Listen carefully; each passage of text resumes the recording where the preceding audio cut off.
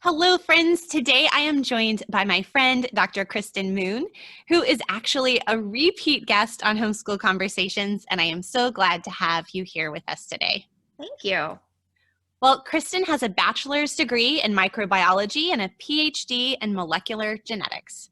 After graduate school, she worked briefly in research, designing a viral delivery system for therapies, directing drug delivery for patients losing their sight due to macular degeneration. And it was during her time there in the lab that she really discovered her affinity for teaching. Kristin homeschooled her own two sons through high school graduation and continues to teach science to other students, both in person and online, in ways that are fun, memorable, and easy to understand. Actually, my own son is taking one of your classes this year and really enjoying it. He's a joy to have in class. Thank you. Kristin writes and teaches online at KristinMoonScience.com. And today we are going to be talking about a question that I think comes up a lot, especially as parents look towards those high school years. Am I going to be able to teach high school science? Does it matter? How do I prepare my students for those harder classes? But before we get to those questions, can you just tell us a little bit about yourself and your family and your experience homeschooling and your background as a scientist? Sure. So my background as a scientist, I had a public education all throughout school. Went to college not thinking I was going to be a scientist. That wasn't, I did not know that I liked that until I took a general education class in my first semester.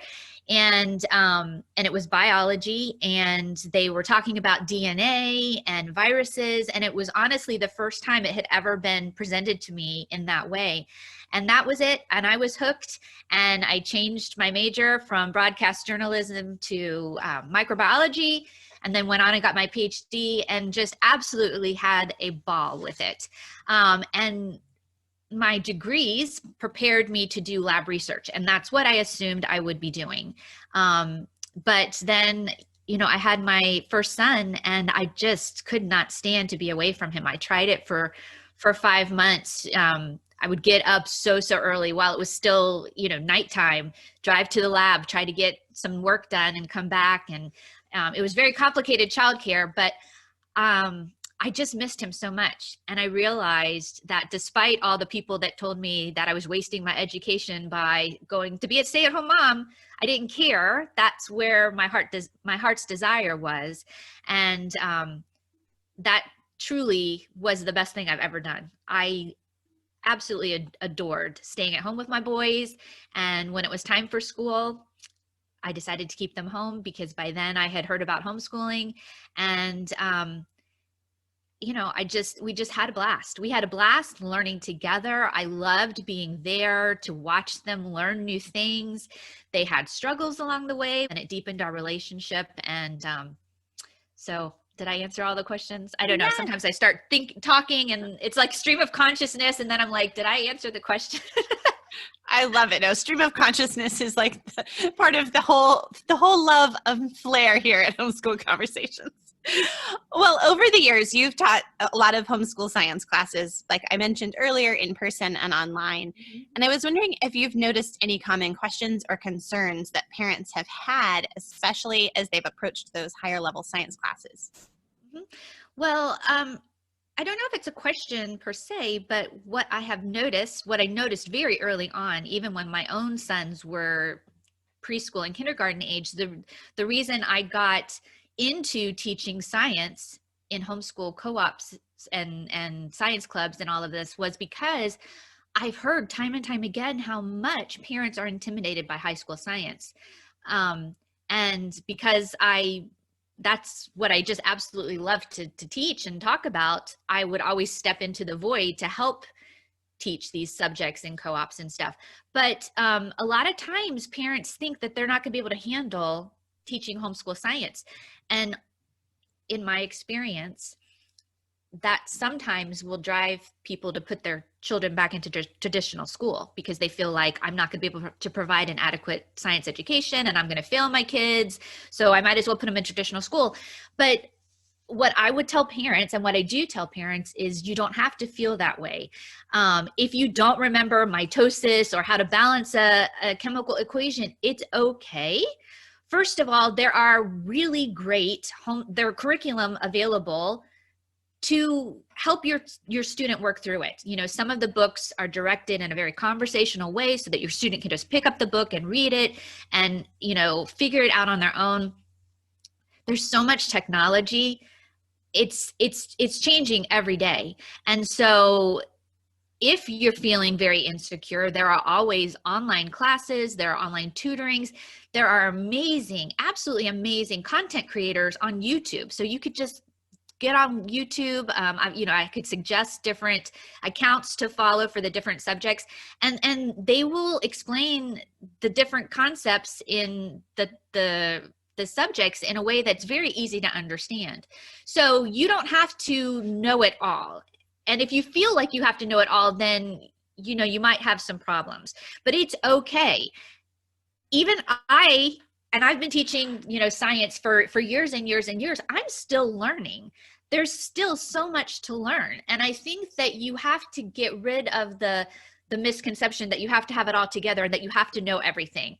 You need to model for your children that it's a lifestyle of learning. And I know that that's what you believe. You're always learning. It doesn't stop when you graduate high school. And if you don't know something, be honest about it, and then model for your kids seeking to find the answers to your questions. Yeah. Oh, I love that. Yes, you know, lifelong learning and exploring with your children is something that I just love. It's so important, I think. And it's one of the most fun parts about homeschooling. Yeah. And the great thing is, and I have to share this because I know you don't have any homeschool graduates yet, but I have 2 homeschool graduates. And I have to tell you that I started to get so sad as I saw the end coming. I'm like, this has been so much fun. What am I going to do with my life when I'm no longer a homeschool mom?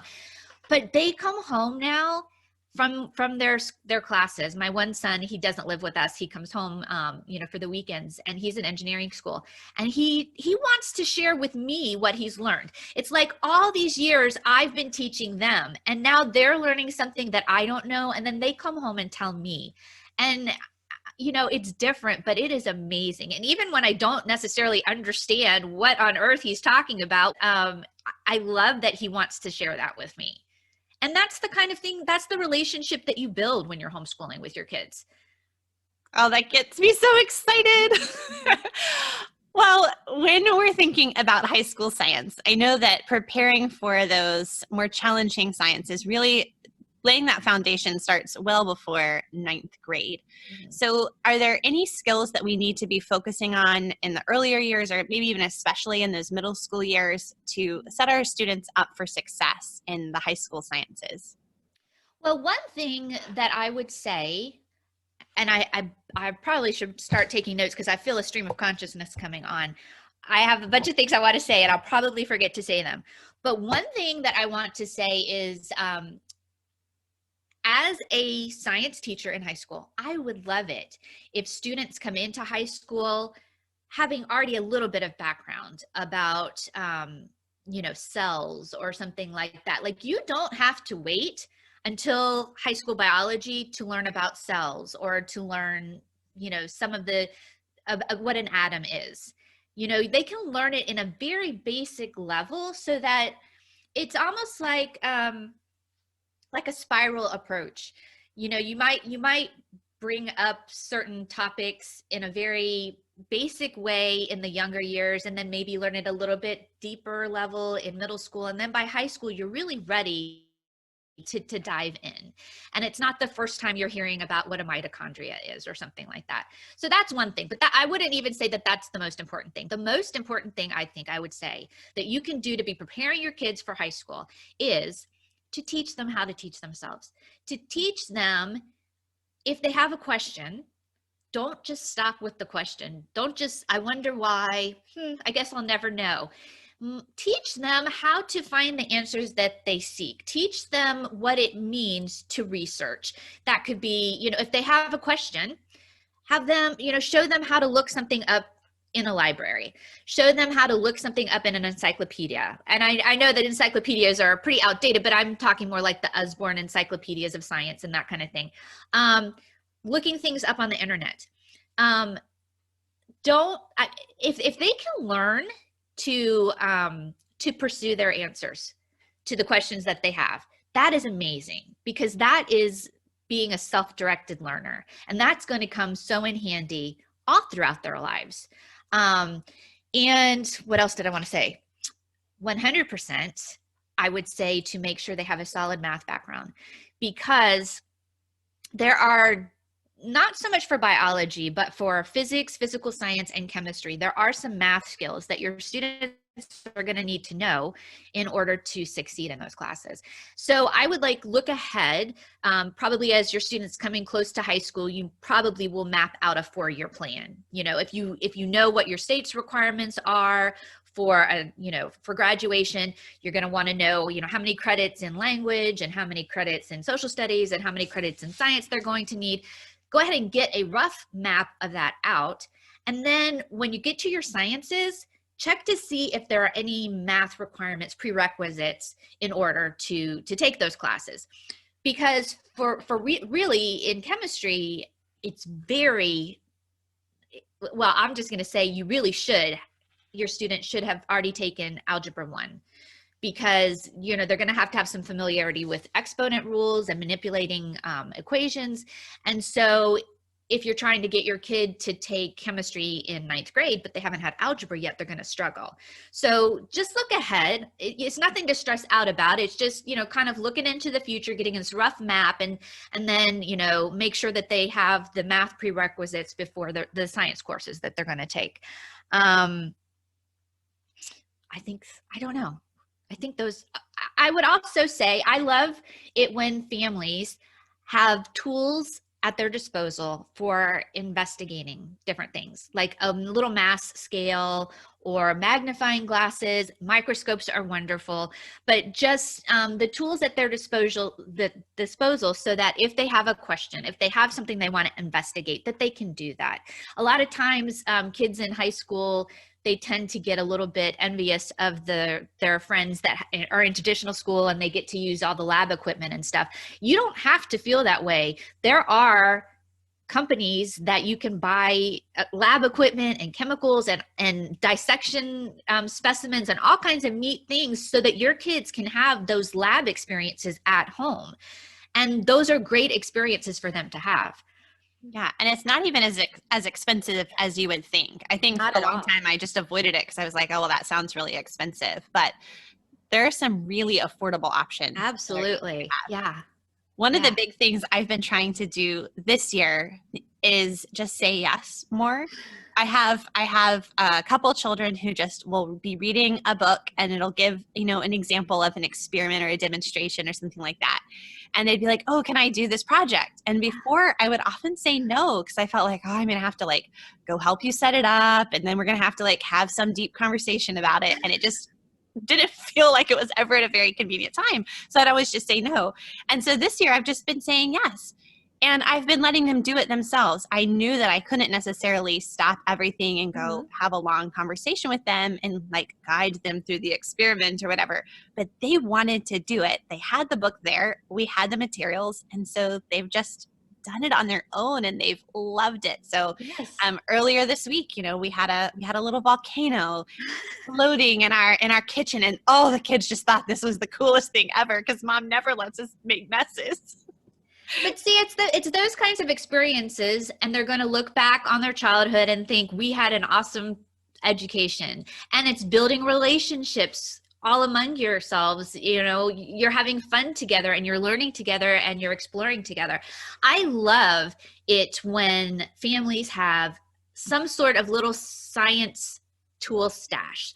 It could be just I've told you this before, it could be just this little plastic bin, and then maybe they have their own box of baking soda and magnifying glasses and little cups and measuring tools that you don't mind them messing with. They're not getting your nice things that you use to bake dinner with or something like that, but they have their own things. And then a real cheap plastic or vinyl tablecloths for covering tables. I love it when parents have something like that, so that when your student is looking through a book and they come up with this experiment and they want to try it, you don't have to like make a trip to the store, because oftentimes that's what keeps kids from doing the science experiments, because it's too much of a hassle to go get the stuff. But if you've got a little stash of stuff at the ready for them to explore, or they're going to go outside on a nature trip and they take their little tools and their magnifying glass to look at the things, or a little jar to keep something that they find, I think that's wonderful. And it really helps them understand that, science can happen anytime, and there's science all around us in all of our life. And I love the example that you're doing with your daughter when you let her design her own chemistry in the kitchen class. I love that idea. I love it. And I was just talking about that with someone the other day. It's amazing, because baking, and that is chemistry. And I love that she's finding that out.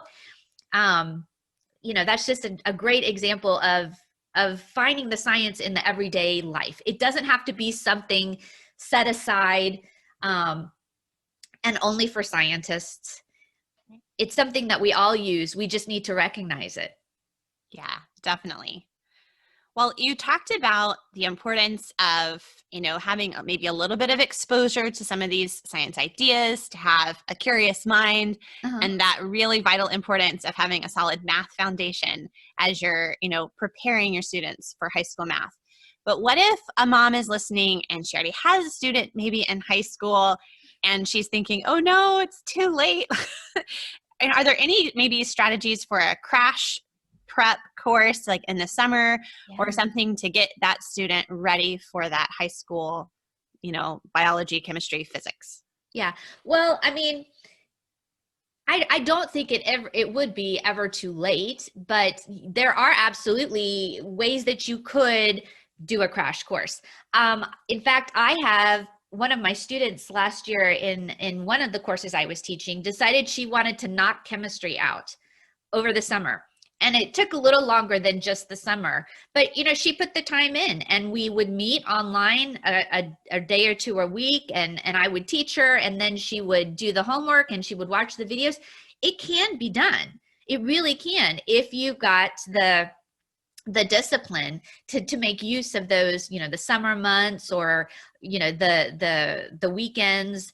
There are, like, Khan Academy is really great. They've got whole courses with videos and practice problems. And even if it's not live online, but if you're struggling with one of their problems, you can, make a comment and they'll get back to you. So it's really great. There are ways that you can bridge the gap if there is a gap. There's always tutoring. You can meet with somebody in person, or you can do it virtually.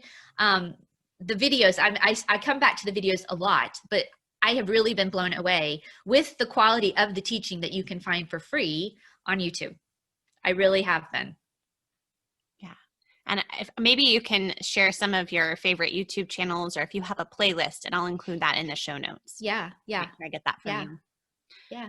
All right. Well, does it matter if our child or our student is not like a science kid when we're thinking about those high school credits?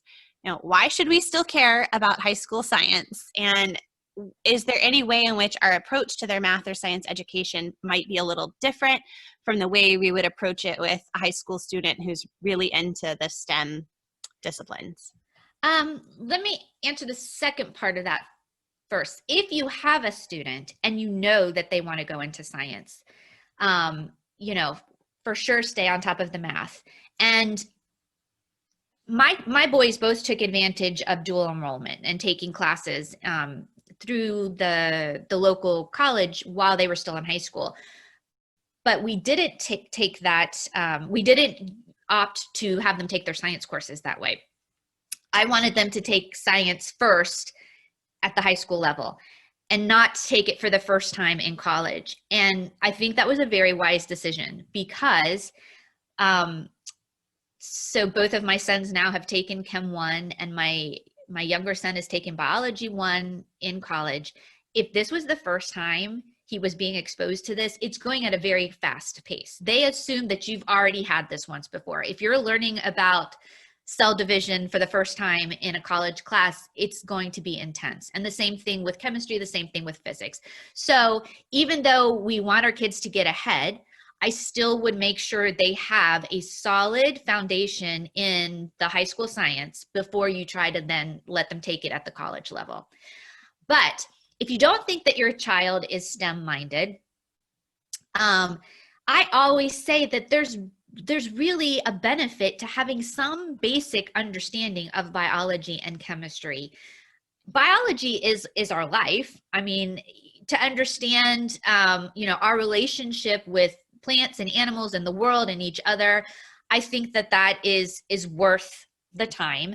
And chemistry, I get that chemistry is one of the harder sciences, but I still think that it's important to have a basic foundation. Maybe you don't have to make a super rigorous class, but they should be familiar with, the periodic table and what an element is and how different elements can combine. And then the other thing that I say when people ask me that, because I've had parents say, well, my kid's not going to go into science, I don't need to do that. But I've also witnessed personally, and it's kind of sad, I've witnessed families who say that about their student, and then the student has an experience like I did, where they go to college and maybe they think they're going to go into, the arts or broadcast journalism like I did. And then they find out that, oh my goodness, I actually really like science. But if they don't have that background, then that's, it is really hard to catch up once high school is over. It can be done. It absolutely can be done. But I always just like to say, prepare your students for whatever they might want to do. Because, we know adults who have changed their careers, midlife. And I just think that we do our students a disservice when we don't prepare them well for whatever they might choose to do. So I do think that it's important, even if you really don't think that your student's going to go into science, give them at least some foundation. I mean, at the bare minimum, you are exposing them to the wonder of the world. I mean, science really is, I know that we talk about it as if it is something that we can't understand, but really and truly anything that you can think about is science. The weather, baking, and it's very nice to have some foundational understanding. I find great beauty in it.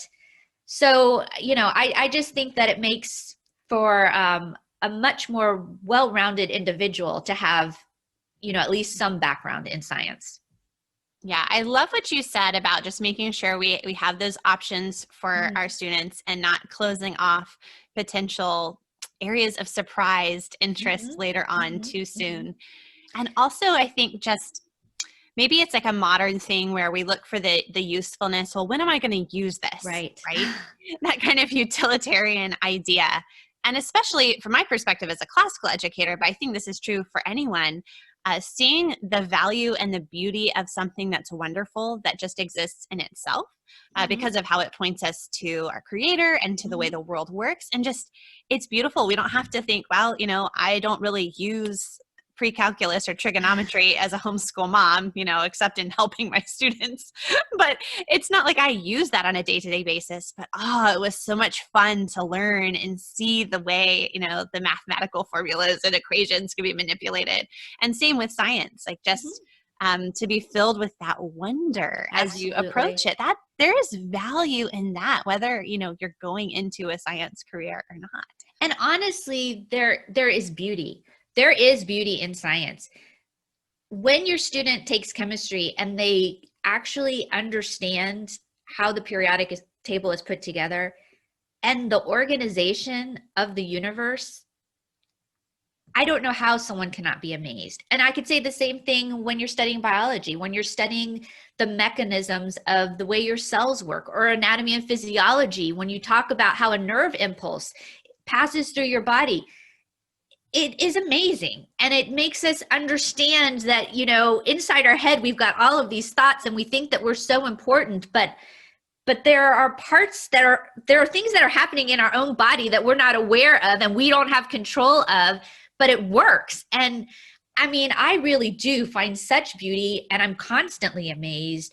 And it's a source of joy for me every time I learn something new in science. So, anyway, stream of consciousness again. Yeah, no. Well, this is one of the reasons why I have loved getting to know you, because you just ooze that joy about science on, you know, your Facebook or on your, like, just when I talk to you, it's just, oh, this is so exciting. And you can't, it's contagious to have that kind of contagious attitude. But here's the thing. This is another thing I want to say. I didn't have that when I was like in high school. That is a whole part of me that I didn't even tap into until I got to college. So that's another reason that I'm really passionate about what I do and teaching science to high schoolers and to middle schoolers and to elementary schoolers, because I would love it if I could get kids excited about science before they get to college, so that they can use this time, like what we're talking about, this time in high school, to prepare for what's coming down the road.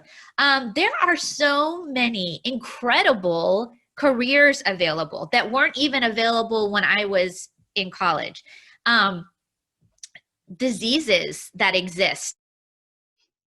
Scientists are coming up with cures and treatments for diseases like sickle cell anemia, which there is no treatment for other than managing pain. They're coming up with cures for this, and cancer and all of these different things.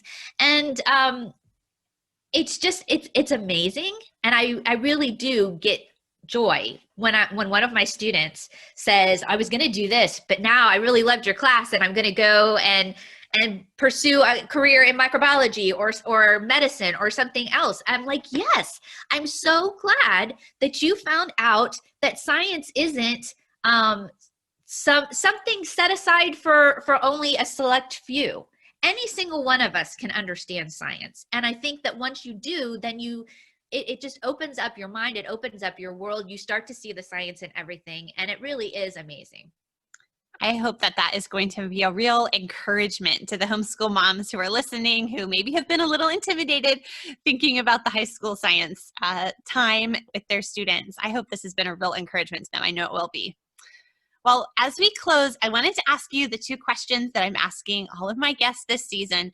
And the first question is just, what are you reading lately? Okay. So I'm teaching a new class to me this year, and that's anatomy and physiology. So I'm reading, a lot of the books that I'm reading this year are related to the human body. And I know that probably doesn't appeal to most people, but one book that I really, really enjoyed was by Bill Bryson, who actually has written many different books about different things, but he wrote one about the body. It's called The Body, A Guide for Occupants. And it is delightful. I love the way he writes. It's very interesting. So that was one book that I really liked. But now I've moved on to a new author. Her name is Mary Roach. And the book that I just started last night is called Gulp, G-U-L-P. And it's about the alimentary canal, the digestive system. So I'm just a little bit in. I don't really know what I think of the book yet, but so far it is interesting. I never would have thought of a book. I never would have thought of a book on the alimentary canal. Well, yeah, but I'm part of different teachers groups of different teachers that teach anatomy and physiology, and I've heard Mary Roach's name brought up over and over and over again about her very interesting books. And so I said, well, sure, why not? I already know that one of the activities I love to do with my middle schoolers is having them take different colors of yarn and measure, how big is their mouth? That's one color of yarn. How long is their esophagus? And that's a different color of yarn. And then they calculate how long, or then their stomach, and that's a different color of yarn. And then they figure out based on their height, how long their small intestine is, and then how long their large intestine is. And they tie all the pieces of yarn together, and it stretches out. And it really is mind-boggling how long our alimentary canal is, and then you can compare the different sizes. Like if you have a young child and then you've got like your older son, comparing the different lengths of digestive systems. I know that might sound silly, but it's very interesting. And then that can take you into a discussion. Well, why is it so long? Well, what happens in the stomach? What happens in the small intestine? What happens in the large intestine? It's relevant to each and every one of us. And We all eat. yeah, we do. And why do we eat? I mean, you could just get off on all of these different, explorations. I remember when I was being homeschooled, so I must have been like in the maybe 6th or 7th grade, or maybe 5th, I don't know, somewhere in there. And we were doing a human body study with some other families. And I'll never forget, we were over at our friend's house and we were learning about the digestive system. And so we all like stood on our hands with our feet propped up against the wall. And we were all, while we're upside down, given a raisin to eat. And so we ate the raisin, and lo and behold, it is not gravity that is bringing your food down your esophagus to your stomach. And so we saw how you can actually eat, and the raisin travels down through your body. Really neat. So yeah, that was a really fun thing. I still remember that. Haven't thought of that in a while. That came to mind. I don't know if we would feed raisins to upside down children now, but I probably would. My final question for you is, what tips would you give to a homeschool mom whose day just seems to be going all wrong? I would say show grace and accept grace. Just grace. Just cover the whole thing with grace. There is no shame in when you're having a really terrible, horrible, no good, bad day to just walk away from the books. That relationships always supersede getting through the curriculum, because if you have a bad attitude, if your student has a bad attitude towards you because you're having a bad day, because words have been exchanged or maybe looks or whatever, they're going to have a hard time receiving what you're trying to teach them. And it's probably going to just be scrapped anyway. So I'm not saying anytime you have a little stumbling block in your day just to call it quits and go to the park. But I think most of us know when we're having a bad day, and perhaps you need to just call a time out. It's okay, because you just need to keep that relationship good. You need to keep it strong. So if that means, you're going to climb under some covers and watch a movie, or go to the park, take a nature walk, just do something to salvage the day. Not necessarily calling it school, but just understand that you're going to have bad days, that it's a marathon and not a sprint. You're going to get through it. But ultimately, the more important thing is not that you finished the textbook at the end of the year, but that you've had, you've deepened your relationships, that you've worked on character. So anyway. Yeah, good reminders. We didn't do that too often, but it definitely is important. And to also not always wear your teacher hat. Don't it's okay to sometimes not turn everything into a lesson. That was a problem for me. Yeah, I'll just leave it at I'll leave it at that. We homeschool moms, we're like, oh, this would make a great educational opportunity. And our kids are like, we just wanted to have fun with you today. Yeah, or going to Costco and then making your kids do the math problem about how many sheets per roll and what's the best cost. I mean, that's okay every once in a while, but it's okay to be just mom every once in a while too. You don't have to turn everything into a lesson. Yes, definitely. Well, Kristin, where can people find you all around the internet? So I was not very inventive with my name. It's Kristin Moon Science. So you can find me, Kristin Moon Science, on Facebook. I've got a website, Instagram, and Pinterest. And I'm also on YouTube. I haven't created too many of my own YouTube videos, but I do have playlists for biology, anatomy and physiology, chemistry, and physics, physical science, where when I find a really good video, I save it to one of those playlists, so that if someone needs, like they're teaching biology and something's just not clicking for their kids, they can go to my YouTube channel, find the biology playlist, scroll through, and hopefully find a really good video that will help them, teach their student through that tricky subject. Oh, fabulous. And I will have all those links up in the show notes for this episode at humilityanddoxology.com. I love using YouTube playlists from people that I, can trust, because YouTube can be a scary, sketchy place. Right. Especially to send your children off into. So those playlists can be really helpful tools. So, well, thank you so much for joining us today. And I look forward to chatting with you all about science sometime soon. Thank you.